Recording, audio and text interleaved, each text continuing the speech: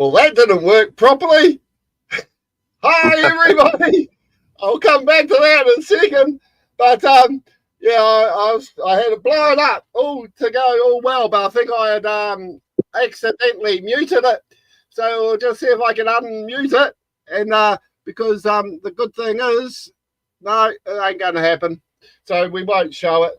Well, I suppose we could show it in the side panel there, because I'm guessing you were at this game in the weekend. Yeah, I was there in the pissing down rain and the sleet and the wind and the sunshine. Yep, no, it was a good weekend. Yeah, well, I mean, the great thing is, you know,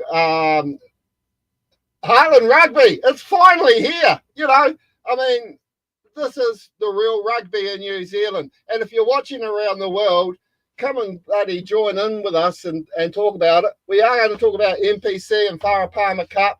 And then it's Heartland, all the way. Because I tell you what, I don't know why the sound's not working, but hey, who cares? I'll probably get hit up with a copyright. So I'll just show the images from Darfield there. So it was a bit of a wet day there, I see. Yeah, no, it was a horrible day for rugby, but we got the results. So, well, all three of our rep teams got the W, so it was a good day for Mid-Canterbury Rugby. Great day for the Mid-Canterbury women, apparently. Yeah, they come out and had a big win over Ellesmere, 50-15. You know, it was obviously a history-making day, and it was good to see the girls get a win. And it's a couple of standout girls there. Obviously, Liv Thompson, their inspirational skipper. She's the southern skipper, and it was good. It was a good day, and the A's come away with a win as well, 18-10. That was probably the closest of the matches. It could have gone either way, but the boys got the win there as well. So yeah, great. Yeah, well, we'll show it later in the show, but I have to give a shout out to Ellesmere. Hey guys, hold your head up. You are a sub-union. You got to remember that. You're playing against some monsters there in Mid-Canterbury who've been having quite a good pre-season in the pre-season Heartland matches. And Ellesmere, well, you know, hey, number 17, I thought had a blinder. Yeah, come on pretty late in the piece, and I managed to get your photo for you, so you'll be happy. Yeah, well, we'll show it later so people can understand what we're talking about. So, well done to the Mid-Canterbury guys for getting there and getting up and doing the business. I'll just get out of that now because I don't need that on there now. Because, I mean, the great thing is, you know, this, to me, just shouts out Heartland Rugby, doesn't it? This was the ground pre the King Country Rams having a bit of a training camp last weekend. They posted this photo and said, we've got the boys sorting out the pitch. And I just looked at that and I went, that photo encompasses Heartland 110%, you know, because it's just, bloody brilliant. So what we'll do now, though, is we'll just jump straight into what we were going to talk about. And first off, just some breaking news. We did call it here on Friday. Yesterday, on Friday, they went, special announcement. So we went, what is it? Anzac round? Super round? Well, it is. 5 games, 10 teams are all going to be at the new stadium down there in Christchurch. I'm not a fan of the sponsor, so I'm not going to even mention their name. To me, it's just Christchurch Stadium. They said it sort of didn't work in Melbourne, but hello, it was Melbourne, and they lost their team. Is this going to work? Are we going to see a packed out? I mean, it's great because it's the first games being played at the new stadium. Would you go? Yep, definitely. I think it will work. It's going to be great for, obviously the new stadium's going to be open, and it's going to be great for Christchurch as well. The bars and the restaurants are going to get probably get a hammering. So, you know, it's going to be good for everyone all around. Yeah, well, watching the news last night, the guy timed himself from the bar in Cashel Street, I think it's called, to the stadium. It took him 8 minutes to walk there. and he was going, oh, every town and city in New Zealand would be proud of this. Well, I can have a beer at Wellington Station and be at Wellington Stadium in 5 minutes. So, yeah, it depends on how fast you want to run or stagger to the stadium. But, yeah, no, it's going to be good. I believe I saw, I could be wrong, the Canes are going to be playing the Brumbies. So I might have to get in touch with some whānau in Christchurch and say, hey, you want to put me up for the weekend to save a bit of dollar on the what do you call it, accommodation stakes. But anyway, good, great that it's going to be at the new stadium, and of course, it is 30 years, and it's also 30 years since professional rugby basically kicked in next year, so a big celebration all around. But we'll just have a look at some of these results. I did really, really well last weekend in the NPC. The only team that topped me over was Southland. But I haven't got these in order. And if you disagree with us, ask away in the comments below. But 21-27, you went for the Otago boys. I went for the Magpies by 10. And, they held on. Yeah, I was disappointed with this result. Obviously, it was the beginning of my shocking weekend in the tipster rounds. But, full credit to Hawke's Bay. They dug deep and deserved that one. Yeah, I know. And so that's 2 from 2 for them. Big win for the Steamers. I had them to win by 14. They won by 17, so I'll take that again. Huge game for Bay of Plenty. And, of course, they now sit pretty on top of the table after a couple of awesome wins over the weekend. But Battle of the South. So you went Auckland and I went Canterbury. And I said Canterbury by 10, I think it was. They won by 4. I have to make a public announcement. And you tell me if I'm wrong or not. Last week when Auckland were leading Waikato, Auckland was the greatest thing since sliced bread until they lost the game, right? By the Auckland commentators that we have to listen to. This weekend, watching the game, and they lose again. Oh, we've got to remember, quote, Auckland have a young side. It's NPC, people. Suck it up, buttercup. These Auckland commentators who work for the other TV channel have to pull their heads in and start commentating the games. We were watching the Wellington game, of course, and the referee said something, and the commentator went, oh, the referees should be doing the commentary. Me and my mate Wayne turned around and went, yes, please. Is there a button on Sky so we can only listen to the referee? Because this parochialism in the referee, in the commentary teams is getting out of hand. It turns me off wanting to watch. What do you think about that? Yeah, well, I made a comment on social media, pretty much saying with that short of commentators, we've got to have Andrew Mulligan off the rock in there commentating, and I'm not a fan of his commentating at all. There's plenty of talented commentators around. Obviously, with Heartland kicking in this weekend, we're going to see a lot more of them, i.e. Isaac Boss, Nigel Yolden, Donny Bow, and the rest of it. But there's no reason why these James Parsons is another one. He's quite a good commentator, but there's no reason why these guys shouldn't be getting NPC gigs.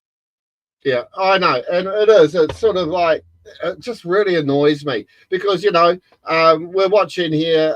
We saw this game, Leicester Whainuku. God, he showed his class, didn't he? But then he should show his class. He's a world-class player. He should stand out from the rest of the team, shouldn't he? Yeah, absolutely. He's a world-class player, obviously represented himself and the All Blacks with distinction. And I said to you last week, I said, Tasman have got to show me something before I'll start picking them, and well, they've come out and done that. So yeah, we both went for the Marcos. I had a little side wager on the Turbos, but thinking they had a good win the previous week. But no, the Marco were just far too strong. And then of course my mighty Wellington. Wow, they almost ballsed it up when they let the Mulu in for a couple of quick tries after half time, and I thought, are you idiots? But they pulled it round and they got a big win in Hamilton by 35-24. Yeah, I think I picked Waikato in this game. I was actually quite surprised they didn't win it, but you'll be a happy man. But fair play to Wellington. They played really well, and they're looking good. They're looking really good. Yeah, and then of course the Ranfurly Shield holders went up to North Harbour, who were celebrating their 40th anniversary or whatever it is. Big win again for. It took them a while to get going, Taranaki, but easy win there by 22 points. Yeah. No, I'm gonna pick Taranaki to be in the top 3, fighting out for a finals berth. I think they're looking really good. They're really well coached, and they've got a really strong squad. And then probably the best. It was the Friday night game, so we'll talk about it last. I told you I had them in the wrong order. But the Southland-Northland game, it was the best promotion of the weekend. Northland-Southland, the winner gets Middleland. So now, how do you feel about being part of the North Islands, Mike? Oh, I'm not a fan of it, really. But yeah, I think I picked Southland in this game. I thought Michael Manson was pretty quiet. But yeah, full credit to Northland. They knocked up their first win of the year.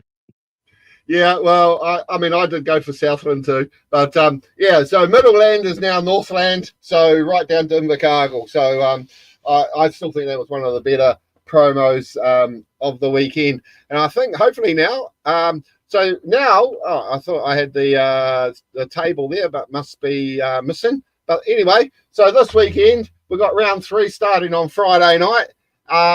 Southland, Manawatu. On current form, I'd have to pick Manawatu.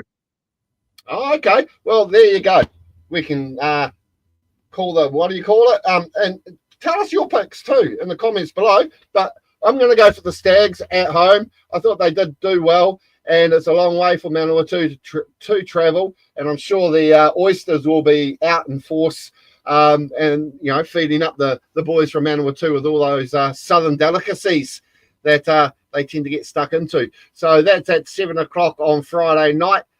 So you're going the Turbos, I'm going the Stags. So that's a good way to have our head-to-head going. Then 2:00 Saturday afternoon up there at Tauranga, we've got the Steamers taking on Canterbury. This will be a humdinger of a match, this one, won't it?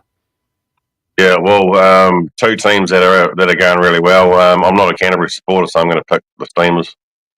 Yeah, well, I'll be going for the Steamers. I think they've been doing all the, making every post the winner at the moment. Okay, it's round 3. We haven't really had any major sort of injuries or anything like that at the moment. But yeah, any team really, no one's really gone down with major injuries. But I'll go the Steamers. So okay, so we'll call that one cab off the same rank basically.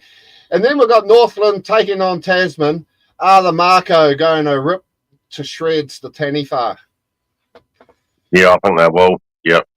I reckon I'm going to pick the Marco by at least 25. Yeah, I think the Marco will win by at least 30. There we go. So we're in the same ballpark. And then, of course, this very young Auckland team at Eden Park taking on a robust Bulls side. Are we going to see Auckland 0-3 by 6:00 Saturday night? Who are they playing? Oh, Taranaki. Oh, yeah. Yeah, no, Taranaki should annihilate them. Yeah, I think they will because, just sort yourself out, Auckland. You've got the biggest catchment base in the country for the most players. So pick some decent guys coming through your club rugby scene because they haven't, they've just gone through their academy stuff and all that. And then, of course, at 7:00, we've got the Hawke's Bay taking on Harbour up there at McLean Park in Napier. Wow. To me, this is Hawke's Bay all over North Harbour. I think North Harbour are going to be really struggling this year. Yeah, they haven't shown much promise this year. I think they will take it. Well, North Harbour, Wellington, North Harbour. No, No, Hawke's Bay, North Harbour. Hawke's Bay. Yeah, no, Hawke's Bay should put 30 on them at least. Yeah. And then, of course, Sunday at Pororua Park here in Wellington, depending on what the weather is, might go to this game. We got Wellington taking on Otago. So, well, there's only one team I've got to go for there, and that's Wellington. But Otago have done the business in the past and have upset the Lions. Yeah, I'm going to go Otago. I'd like them to win it, but yeah, obviously it's a strong Wellington side, so we'll just have to wait and see, I guess. Yeah, I think the weather is meant to be okay because we're going through a bit of yuck at the moment here in the capital, and but hopefully it'll be right for the weekend. And then, of course, the 4:30 game, we've got Waikato taking on Counties. Waikato will be seething with their performance at home last week, so they're back home this week for the 4 o'clock game on Sunday afternoon, taking on the Counties Manukau Steelers. I'll let you have the first pick there. Waikato by 40. Wow, by 40. Okay, I'll just agree with you. I hope you get your tips and on your Super Brew and all that.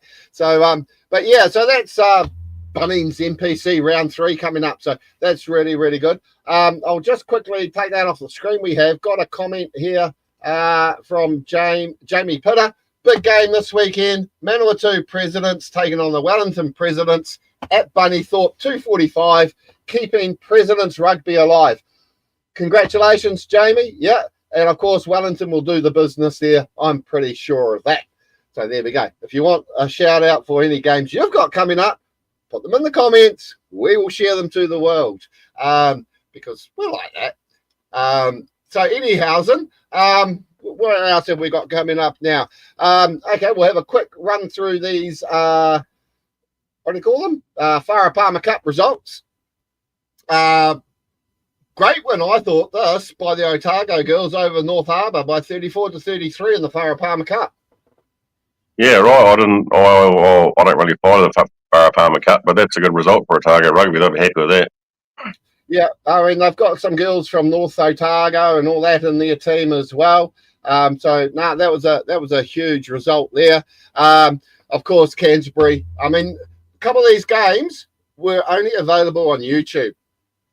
How many channels does Sky own now? Really? I mean, but yeah, to tune into NZR Plus and watch these games.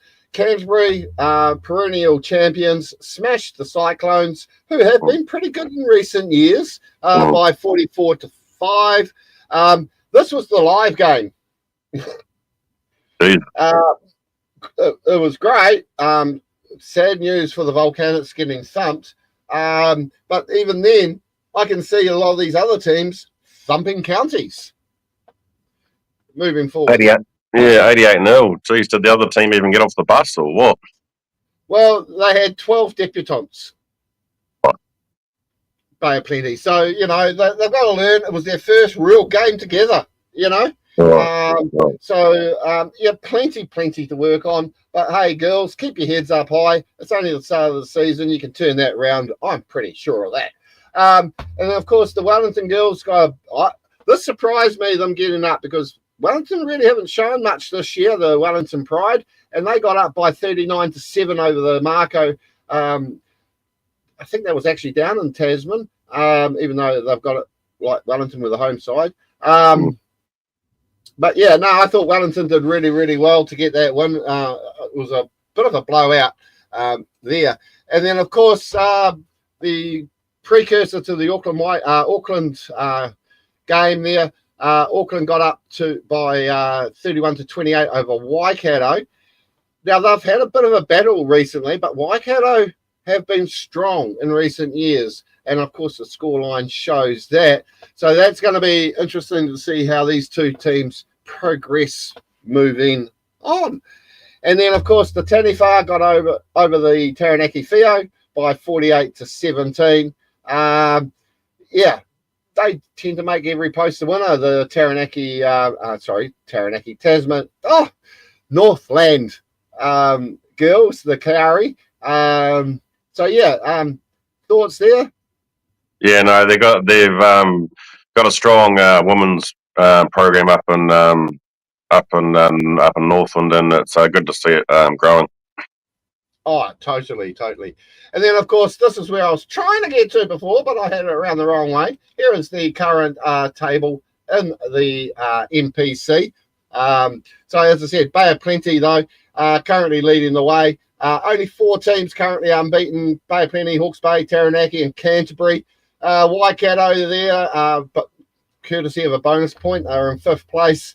And then you got the logjam starting with Otago, Tasman, Wellington, and Manawatu and Northland.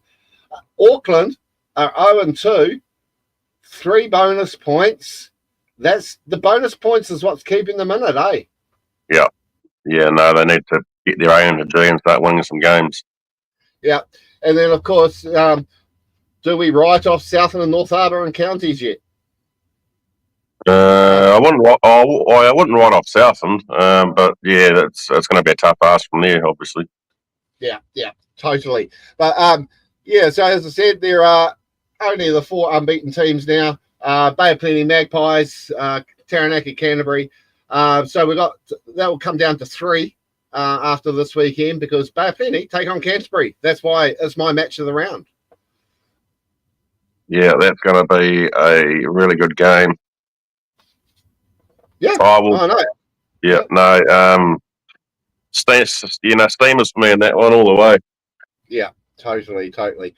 And then, of course, thank you very much to Ellesmere Rugby. As I said, hold your heads up high. We've got your back. Yeah, Rugby Heartland, proud to be sponsoring grassroots rugby with the sub there for Ellesmere Rugby, number 17. So all the best. You've still got 4 or 5 games to go. And thank you for sending that photo through to me, Mr. Sheehan.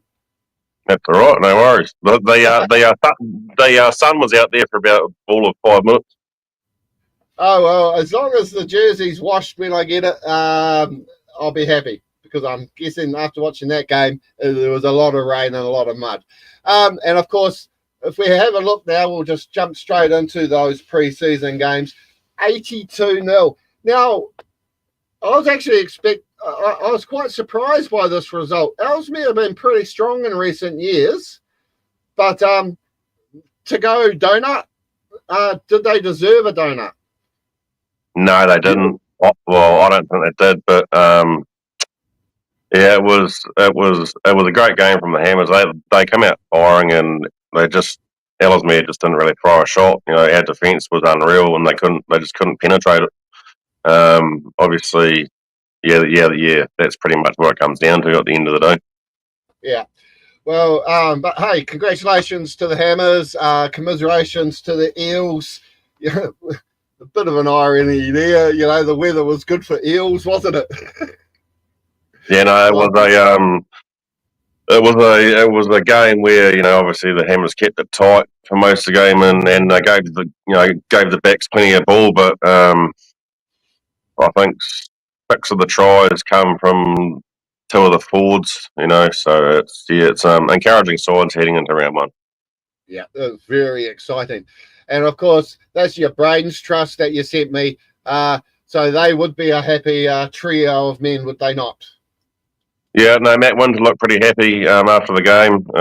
Obviously, Matt's on the left there, Tom Kearney, assistant coach. He's Mount Summers boy, but he led the Southbridge Division 1 side last year, and Jimmy McLeod on the right. Yep, three great guys. So what's the story with Mid Canterbury channeling the might of South Canterbury with those training tops? Don't read anything into it, mate. Are they trying to pretend they're South Canterbury or what? Because No, that's just the way it's come out this year, I guess. Obviously, we've got Gilbert on board now with their apparel, major sponsors appearing on all our tops. So I guess that's just what the unions come up with, but I think that's pretty smart. Oh, yeah, it's very smart. I'm sure Jeremy Sutherland and the South Canterbury crew will be going, that's a nice colour scheme. Because it did jump out at me as soon as I saw that photo. I thought, wow. And then, of course, talking about South Canterbury, last weekend, they all travelled down to Otago. It's the second line there that we have to look at. The powerhouse of Heartland Rugby going down to Otago Metro South by 31-17. I know you were talking to one of the players online. What were their thoughts on it? I was looking for the result, and I couldn't get the result, so I messaged Siu Kakara, and he actually sat that game out because he's carrying an injury. He's hopefully be back this week, but he hadn't heard, so I messaged Clarence Moley, and he said, "Yeah, no, we lost." So I haven't seen any photos or anything, but I wouldn't read too much into it. You know, we know what South Canterbury's like. Oh, I know, and we'll get to that in a minute, because the other pre-season last weekend, Hawke's Bay Saracens took on the Poverty Bay Weka, and I mean, Hawke's Bay is basically the Saracens is their B or C team up there for Heartland, for MPC, and poor old Poverty Bay. They kept it close, but 43-14, still plenty to work on for the Weka moving into round one. Yeah, I'm a bit disappointed at that result, but obviously you take what you will from these pre-season games, as a chance for the respective coaching teams to try combinations and try positions and get some game time into their leagues. So, but as we know, it all matters come Saturday this week. Yeah, totally. And then this came out of the blue. They had a good pre-season game a couple of weeks ago against Central Hawke's Bay, playing Eastern Bay of Plenty, who have been having a really, really strong club season this year. But if 40 points to 31. How do you think Kahu will be feeling today? Oh, he's always got a smile on his face. That's one of the great things about him. Obviously 9-point loss. It's all guns are blazing to round one. He won't be too worried because he knows he's got the firepower within his squad to get the results. Oh, it totally has. And I'm just loving the sub-unions having their time. One result there I haven't got up is Central Hawke's Bay defeated Northern Wanganui sub-union. So, it's great to see these sub-unions getting a lot more rep games now, a lot more than they used to. And it's great that they're throwing it out there on social media, talking about their teams and who's in their squads and what's coming up. So get out there, support your sub-union, because you go from sub-union to Heartland, and then Heartland to MPC, and then the rest is history. Look at Brody McAllister playing for Kaiapoi in North Canterbury as a current example. Wairarapa Bush, they played Hawke's Bay Maori after a convincing win last week against the Wellington Maori by, I think it was 46-20 or something. One of the coldest conditions, apparently, since 1977 when Wairarapa Bush played the British Lions. So said the chairman of Wairarapa Bush at the aftermatch. It was damn cold and a bit too cold for the Hawke's Bay Maori team. 66-0. Wairarapa Bush are the only team to go through pre-season unbeaten. Yeah, right. That's pretty good. Maybe it's the magic dust that Tanya's spreading around up there. Yeah, and with Jamie Williams and all the other guys that are out there helping out, and they've got a few. They've got Lewis Bush back, who's been playing recently for Hawke's Bay. So they've got a lot of experience still in that lineup. They've even pulled Inia Katia out off his Zimmer frame to come back for another season, being held together by R80 strapping tape. I thought I might throw that. You never know, we might get a sponsorship for the strapping tape people. And then, of course, this is the reason I'm showing this is they've had a great pre-season, the Heartland, and their babies are doing good too. For the second year in a row, they've taken out the Hurricanes Youth Rugby Council Development Series after a couple of impressive wins. They beat Wanganui last week in Masterton, and then on Saturday they got up over Horowhenua by 49-7, and then over Poverty Bay by 36-20 to go unbeaten in this tournament. So the base at Wairarapa is looking quite healthy, isn't it? Yeah, it's good to see these teenage grade teams getting results and taking out competitions. You know, it's obviously the future of our unions. You know, these players coming through because they all want higher honours at one stage or another, don't they? They certainly do. So we posted this result on Saturday, waiting for the report to come through. Craig Adams, one very happy man. It went viral, this, and it wasn't because of the scoreline. No one gave a rat's ass about the scoreline. The story was the mighty Stephen Crackett, after 78 games for the Buller Lions, finally got a try. How good? Yeah, no, that's great, and it's good to see. You know, obviously he's been around a while, but it's good to see him coming back year after year and you know, playing for his club and to get the meat pie. That's great. I think there would have been a few beers sunk that night. Oh, totally. And apparently he started on his own try line. Well, that's how the story now is. And he sidestepped, went through, fended. Oh, just well done, Crackett. You finally got the, you know, you can retire now. You got your try.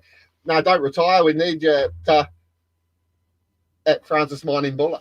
But yeah, no, a good result there. And then, of course, these guys who I'm probably now going to get in the shit for sharing, they took on the Tasman under-19s and got up by 40 points to 10. There we go. We'll get away from that now. And so we are in now the territory of, we're here. We're fine. After 26 episodes this year. Just hold your horses for a minute. Yeah. Where's the Wanganui Butcher Boys pre-season result from last week? Oh, I forgot that one. Yes. They went down 41-0 to Wellington Centurions. Yeah, they did. Yep. Yeah. And they've had they've had a bit of a shocker pre-season as well. That's why I did mention that what's their name? Wairapa, the only ones that went through. But you can't read into that. I've done that before and it's bit me on the ass, right? I think the only time me coming up with the pre-season stuff that didn't bite me on the ass was when I called out Thames Valley, who had a good pre-season, paying 80-1, and everyone thought I was kidding when I said that they'd win the Meads Cup, and they duly obliged. And then the following year, West Coast had a great pre-season. So I said, West Coast all the way this year, and they went 0-8. So, yeah, you can only read. Sometimes your crystal ball gets a bit murky. You know what I mean? Yeah. Yeah. So it all kicks off this weekend, Saturday at the Waihi Rugby Club. Thames Valley taking on your boys, Mid-Canterbury. Oh, sorry, I didn't mean that. I'll just do that again. I was just blowing that up so we could see it. Thames Valley taking on Mid-Canterbury, 1 o'clock. I have been in touch with people in Thames. If you are watching this, there is going to be a live stream. They haven't announced it yet, but they apparently will be. And so keep an eye on the socials there. So those that can't travel to Waihi, a club I've actually been to. I watched Thames play East Coast there a couple of years back. Yeah. So take your eye patch off. How are you going to go? Oh, I've got every confidence we can beat Thames Valley. Okay. It's gonna be a great game. Obviously a repeat of last year's Meads Cup final, but the boys are going up on Friday morning, so yeah, they'll be ready. I think they're all in a great headspace, and yeah, no, they're ready for it. Yeah. Well, I do have a surprise for everyone, so we can go into each game in more detail. Because hey, this is what RugbyHeartland.co.nz is all about. This game. Not NPC, not Farah Palmer Cup. It is Heartland Rugby. So, Wairapa Bush taking on South Canterbury, 1:30 over there at Masterton. Wanganui will be hosting North Otago up at Wanganui at 1:30. The live game on the tally with the Sky people is on Sports Select, Channel 50 at 2 o'clock. And then we've got Poverty Bay taking on East Coast. What a ripper that's going to be. And then West Coast taking on King Country, which I've just noticed today that there will be a live stream. Hopefully, Josh Costello will unblock me and I'll be able to watch it. Yeah, no, that's going to be that West Coast King Country is going to be probably one of the games of the round, and I'm going to back the Rams to take that out. Yeah, well, I mean, it all comes down to how the weather is and will their travel be interrupted and everything like that. So, it's going to be really, really interesting. And as we, before we jump into it, this is how the TAB at 10 o'clock this morning have the odds for Meads Cup winners. So they've got the South Canterbury, traditionally now hot favourites, at $2.25. Thames and Wanganui, $5.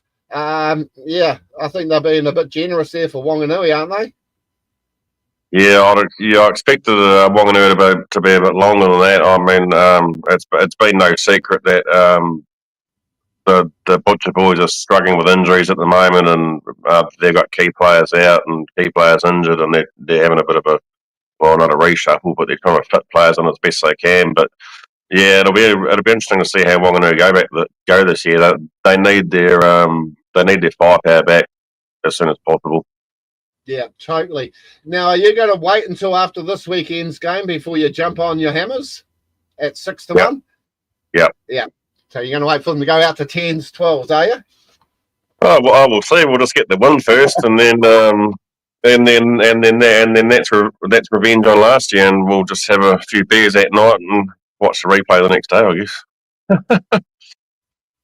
Well, I'll just quickly say, because Kelvin Lawyer's going, is this the first week or the second week? It's the first week, Kelvin. And, of course, another person that has jumped on and watched us regularly, Clarence Campbell. Good morning, Clarence. Thanks for watching. So then we can look at who are the longer odds. West Coast, 11 to 1. Defeated runners-up last year in the Lahore Cup. Can they go one step further?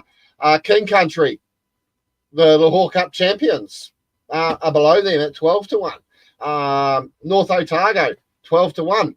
East Coast, now at 21 to 1, that's some good money with the way East Coast have been playing in recent years, is it not? Yeah, that's great money. That's to win the Meads Cup, these odds, isn't it? Yeah. Yes, it is. Yeah. Yeah, right.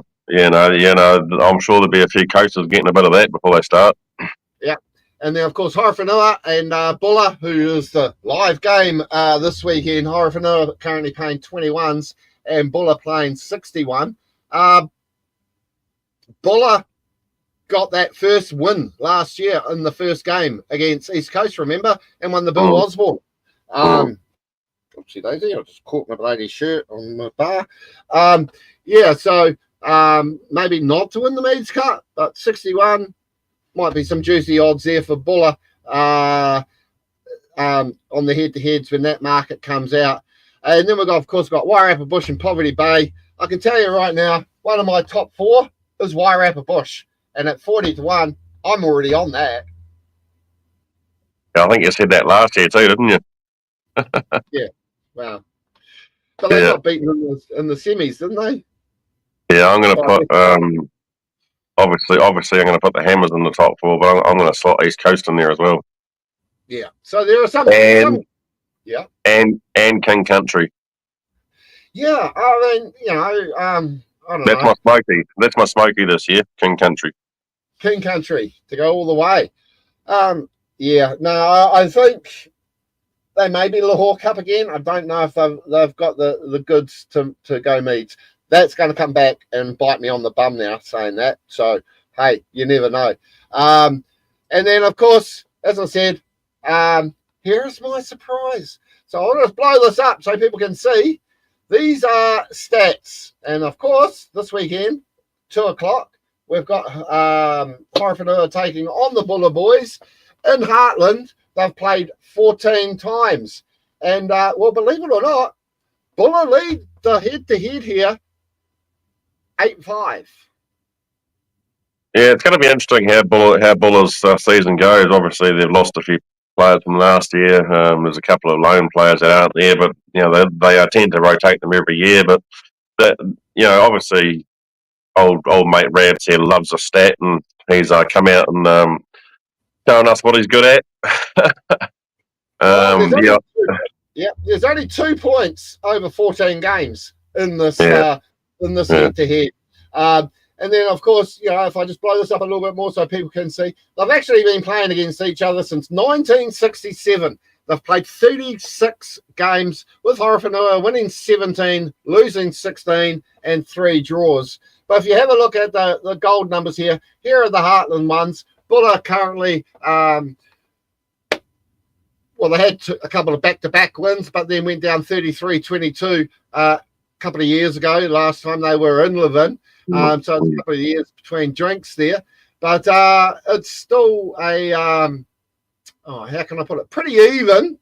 As I said, 8 games to 5 to Buller. But, it's some tight results there. I mean, that's why I've got this here. If we look at some of these results, 18-17, 19-14, 19-15, 19-12. There's only normally a try in it between these two. Yeah, no, it actually blew me away because I had to have a closer look at it, and I questioned you about it, and then you set me straight. But there's some interesting stats within what you've got there, so it's good to see. Okay, so here we go.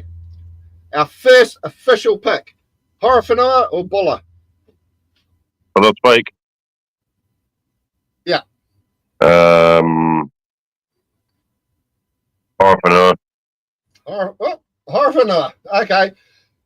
I have to go to the Buller boys. I think they will do the business. I think they will shock and awe the boys from the Kapiti Coast because, hey, I love the Buller boys. They are part of me, and so that's where I'm going. So if you disagree with us, throw it in the comments and tell us who you're picking, Horowhenua or Buller. Okay, so we'll go to the next match, and of course this game is a game that's been being played for since 1923. It was the first time East Coast ever played, but in Heartland it is 17 games since 2006. And Poverty Bay are leading this by 12 games to 5. There is a 13-point difference in the scoring there, 32-19, respectively. Poverty Bay over East Coast. But there is a lot, as you can see there, the white lines are all their pre-season games at King's birthday time. And Poverty Bay have a lot of red there. They've only, 1, 2, 3, 4, 5. In the last 7 games, they've actually only won twice. East Coast aren't afraid to go to Gisborne. Most of them live in Gisborne. Thoughts on this? Yeah, I'm going to go to Sky Blues. Yeah, I think they will keep their dominance going. I mean, if you look back there since 2020, it was sort of Poverty Bay. It was all being shared around a bit, but there's a lot of green there for Poverty Bay. But then if you come since 2020 and the checkbook came out, a lot more red there for Poverty Bay to deal with other than their jerseys. So their last one was 2024 in the Heartland, and they only got up by 23-17 in Gisborne. So that'll be an awesome. Well, that was last year, of course. But then they did turn around a 50-12 loss in the King's birthday game last year. So I'll still lean towards East Coast myself as well, because I just think that's going to be. Yeah, I just think at the moment the Ngāti have the wood on the Weka. Yeah, that's a fair assumption. Yeah, totally. And then, of course, we get to this game. I wonder where you're going to go with this one. So we've got the Hammers taking on Thames Valley Swamp Foxes. 13 games in Heartland between these two. Thames are leading 8 games to 5. There's only 1.85 point difference between the two games. Average score of 27 to 25. Huge rivalry here that goes back to 1964. But if we have a look at the Heartland, they've played a lot, haven't they? Yeah. So it's a fierce competition between two passionate clubs. There's only one way I'm going to go, and it won't be Thames Valley. Well, as you can see there, plenty of green for the Swamp Foxes. But early on, it was all the Mid-Canterbury guys. So, they had 3 wins on the trot, and now they're, unfortunately, Mid-Canterbury are facing, 6 losses on the trot. So, law of averages, that could end up being a red, because I am going to go Mid-Canterbury to win by 12. Good lad. And I'm not saying that because you're on the show. I've just been very disappointed. Sure, they had a training camp last weekend, the Swamp Foxes, but I've been quite disappointed in their pre-season. They didn't even show up for their Ranfurly Shield game, but then they got beaten by the New Zealand Harlequins. There's just, to me, I think there might be a bit of aura starting to rub away from the Valley boys. Yeah, well, they've got a few debutantes this year, and they've lost a couple of 2 or 3 key players, and that's all it takes to tip something on its head. But no, I'm sure they'll come out firing on Saturday, and but Mid-Canterbury all the way for me. Yeah, and of course I have to mention, because you don't often get draws anymore. Pre-Heartland, you had 3 draws, and they were all in Ashburton. 11 all, 12 all, 19 all. Yeah, well, she's a hard place to come and get a win down here, because it's our fortress, and we've got a passionate community and a passionate rugby crowd that get behind the Hammers, and that's what it's all about. Yeah, totally. So, okay, so we're both in agreement, and as I said, my disclaimer is I'm not picking it because you're on the show. I'm picking it because that's what my head is saying. Okay? So, where do I put my head now? We have got Wairarapa taking on South Canterbury. The Pretenders versus the strong guys of the Stallions are called now, South Canterbury, only because apparently some horse called Far Lap was born in Timaru. 8-4 is in the 12 Heartland games they've played, and that difference of 13 points is quite sort of, well, what you'll expect South Canterbury over the Wairarapa Bush in recent years.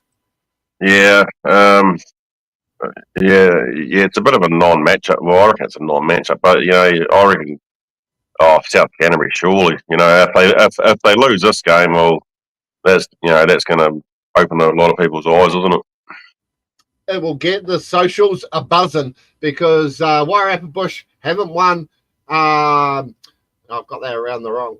I've got the thing there around the wrong way, because I've got a win for Wairarapa Bush, but they actually went down by 28-11, I believe.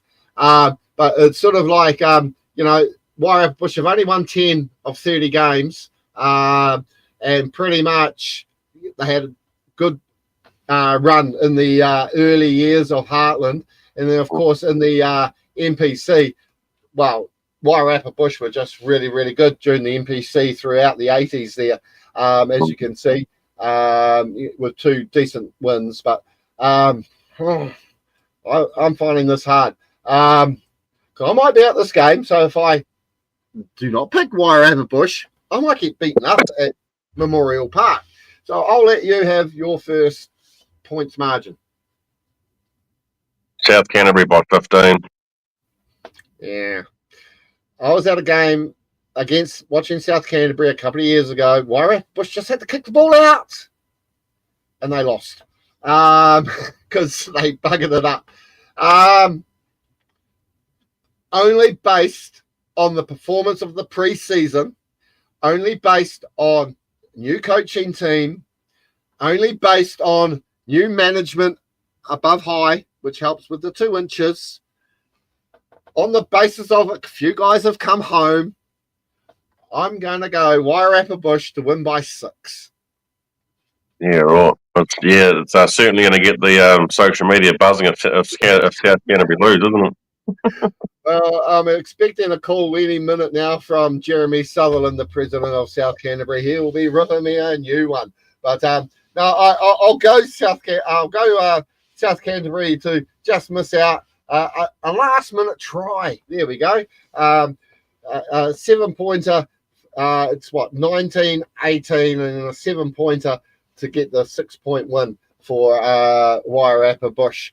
And then, of course, the game, which I think is probably got a lot riding on it, North Otago, perennial finalists in either Lahore or Heartland or Meads. Wanganui are leading this 11 games to 6, but it's still close in that difference between the two sides with overall in Heartland only, Wanganui with the edge of 25 to 21 points. So, interesting thoughts on that one. And as you can see there, North Otago haven't had a win since 2019. A lot of orange there, a lot of Meads Cup finals, a lot of Lahore Cup finals, a lot of history between these two sides. Yeah, I'm really excited to see what the old Golds can do this year. Obviously, they've got a new coaching setup, and they've brought in a few exciting players that I think can do the job, and they've got a passionate supporters club that go to every game and with their bloody air horns and all the rest of it. But yeah, I'm going to go North Otago. Well, only because I've had the North Otago Supporters Club right here in the Rabbits Bar, having a few drinks. I'd be remiss not to pick North Otago. I think they may go up there and surprise, because I just have in the back of my head something about Wanganui. They might come out and win by 40. They had a good game against the Classics, but then they completely fell over against the Centurions. I think they got beaten by Hawke's Bay Saracens, I think it might have been, or the Hawke's Bay Maori, one of the two, as well. I'm going to go North Otago to win this by 8. Yeah. You agree with us, people? That's a fair reflection. As I said earlier, Wanganui are struggling with injuries. They've got a lot of players out injured. Mostly Sarah Whale, who's still injured. I'm hoping he's going to be back. I might send him a message later. But Vaka Orongo didn't play on the weekend. I'm not too sure what's going on there. But there's a few key front rowers that are battling injury. We'll just have to wait and see what happens. But North Otago for me. Yeah. And then, of course, have we got anything else? Yes, we do. We have the Might of Red and White. I had to get that in there because that's our new page after we had a bit of I don't know. Biggest story in the world of Heartland Rugby at the moment. I've used your logo. Sorry, West Coast, but hey, everyone else is. I don't see why I'm not allowed to. But I do have my Might of Red and White. I will be bringing my own thoughts about how West Coast are going. They are playing King Country, the team that beat them in the Lahore Cup final last year. Currently in Heartland, they've played 15 times. West Coast are leading it by 9 games to 6. But again, very close in the average score stakes with West Coast leading by almost 26 points to 22, almost 4-point gap. I suppose it comes down to how the Rams going to travel down to Greymouth. Yeah, it'll be interesting to see. I'm not too sure whether they'll fly into Christchurch and get the bus over or fly into Hoki. I don't know what travel arrangements they've got, but obviously, they need to get there as quickly as possible and settle in. But fuck West Coast. I'm going the Rams. Okay. Well, as you can see there, they've played since 1985, so it's one of the newest head-to-heads in New Zealand rugby, believe it or not. They only started playing against each other back in the 80s. They've played 20 times, and they're sharing the spoils at the moment, 10-all. And then you look at the scores in from last year in the round robin up there in Taupo when West Coast didn't show up at all at Owen Delaney Park. I remember watching that going, what are you guys doing? And King Country smashed them by 40 points. And it just goes to show either they had a rocket, because when they got to that little Hawker final, they did bring it back, but still another 40. That was what, in 2 games within a couple of weeks, 89 points to 61. That's still a 20, 30 point gap. Can West Coast close that gap? Oh, it's hard to tell, eh? They do have about 10 new debutants in their squad this year, including a South Korean scrum half. Yep, you heard that right. I think it's the first South Korean to play in the Heartland Championship. Jin Hyun Moon he apparently plays sevens for South Korea as well. So good on him for making the trek via Christchurch, like half the other team has via Christchurch. But the thing is, they've got enough players at West Coast for a development team. You could have thrown some of those development boys up into the Heartland squad, eh? Yeah. Obviously, the unions are allowed to fall home players or whatever, but the Rams have got a couple of key players coming back that weren't there last year that I think that are going to give them the edge over West Coast. Liam Rowlands is, last I heard, he was carrying an injury. Hopefully he'll be back. Caleb Foot's back for another year. Inspirational forward, been around many years, and then the Dunster boys, obviously with Aaron coaching it, the Dunster boys come and go, which is good. But yeah, no, King Country for me. Yeah, well, mainly because I'm a supporter of the might of red and white, even though there are issues going on around the traps with that and other people that want to throw their name up in lights. At home, John Sturgeon Park, I'll probably have to go West Coast because the travel to Greymouth is always a worry. Sorry, Josh Standen and Rams team.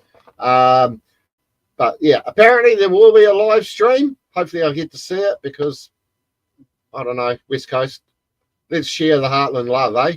That's all I can say about that. So yeah, okay. So, are we all excited for this weekend?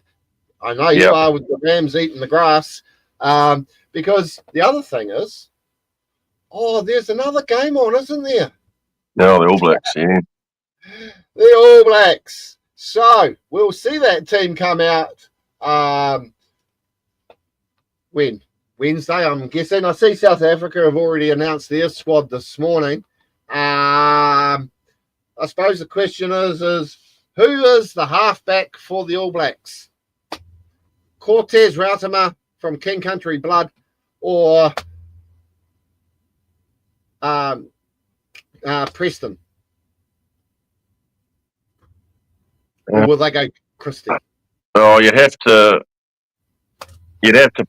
start either Cortez Rautama or Finley Christie and have KP come off the bench. I think that's the way that they should go. But you know what Razor's like. Anything's possible.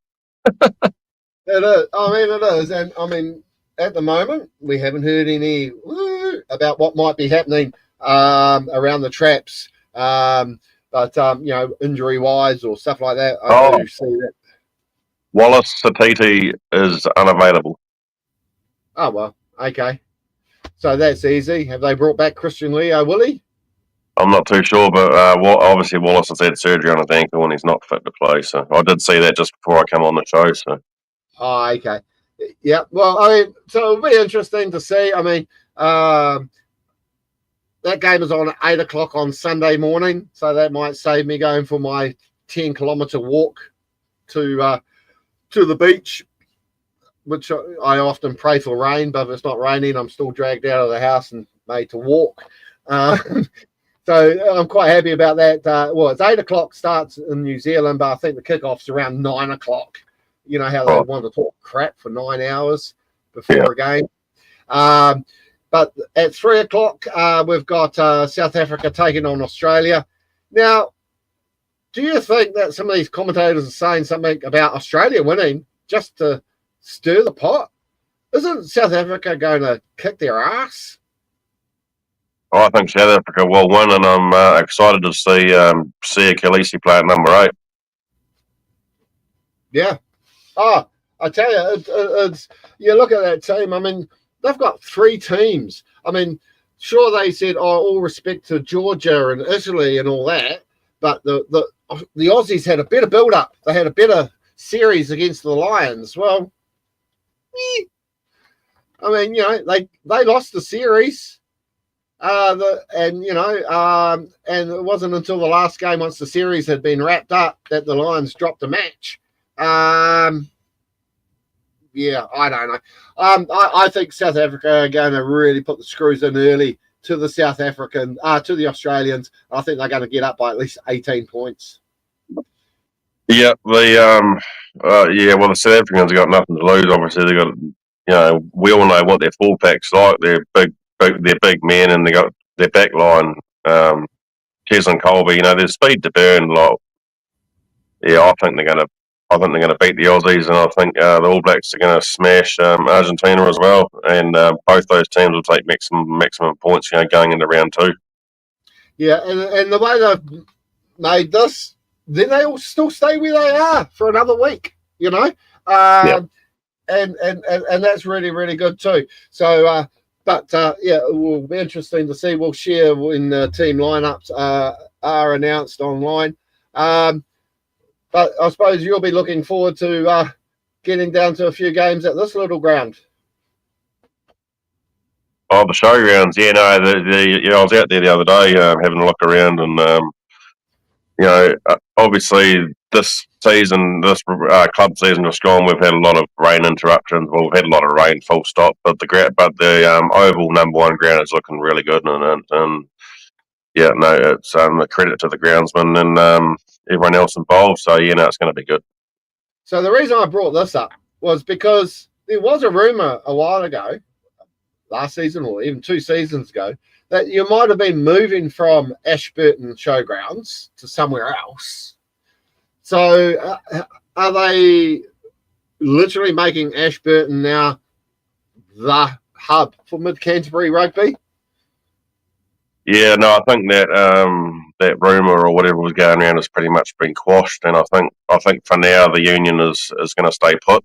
Someone will correct me if I'm wrong, but yeah, there's a lot of history in that ground, and there's a lot of history underneath the ground as well, and the underground facilities, the bar and the lounge and what have you. There's a lot of old jerseys and trophies and what have you, but the union's just put some new offices there, so that pretty much cements it for me. Obviously, we share the facility with the AMP Association, so I think that relationship's going to continue. But yeah, no, as far as I know, Mid-Canterbury Rugby is there to stay for now. Oh, okay. So no, well that was awesome. I mean, because at the end of the day, that's what we're looking for, isn't it? It's pretty much stability. Really, I mean, Levin, Horowhenua Capsy, they've just spent a few bucks on nice new offices over on the far side of the ground there, which is now their headquarters, which is good because now they're not in the centre of the city; they're actually at the ground, and so that's always good, and it's great for the after matches and all that sort of stuff because there was really nowhere to go. You go to Levin, there was no real. I mean, they had the old boys club room, but people are a bit thicky nowadays. Also, just talking about the Heartland Rugby, we've got numbers are growing. People, have a look on our Facebook page. You'll see the link there to the Face Your Fears team. We've set up our Heartland tipping comp. You've still got plenty of time. If you would like to sponsor our comp and get to a lot of people and give us some prizes to give away, contact me. Send me a message. We'll be happy to promote your business. R80, Gilbert Rugby, Steinlager. Who am I missing? Spates, Toyota. They're spending a lot of money in New Zealand rugby at the moment. I could do with it. Oh, well, I've just got the car back. But, hey, we get to 50-odd thousand people every week. I'm sure someone would be interested in your product. So drop us a line if you want us to help sponsor our tipping comp for the year. Have you joined up yet? No, I must do that. I'm going to write it on my hand and I'm going to do it later. Yeah. Just send me a note of what your username is. You don't have to use your real name. You can just go Mighty Hammers and then I'll just know it's you. But so otherwise, that's about it. As I said, it's finally here. All kicks off at 1 o'clock this weekend. I'm sure you'll be watching the live stream from Waihi. I'm still tossing up with the weather, going to Masterton for the Bush against Canterbury. My TV is set, if I do, to record the Horowhenua Buller game. And then the other games will be live streamed. If we can get access to those, we will share them as well. But hey, Heartland Rugby, finally here. So I'm excited. Hope you're excited. What are you looking forward to wrap up the show? What are you looking forward to this year in Heartland, knowing that the boys have got a trip to Samoa at the end of it? Oh, I'm looking forward to obviously the Hammers hopefully getting some silverware, but well, and some of these new players coming up and putting their hand up for Heartland 15 selection. We've seen it. We've seen the players come back year after year after year, but I think it's time for some of these other players to get a shot. And obviously the coaching structure's changed this year, so maybe not. We'll see. Okay, and so we can lock it in. Who is your Lahore Cup finalists?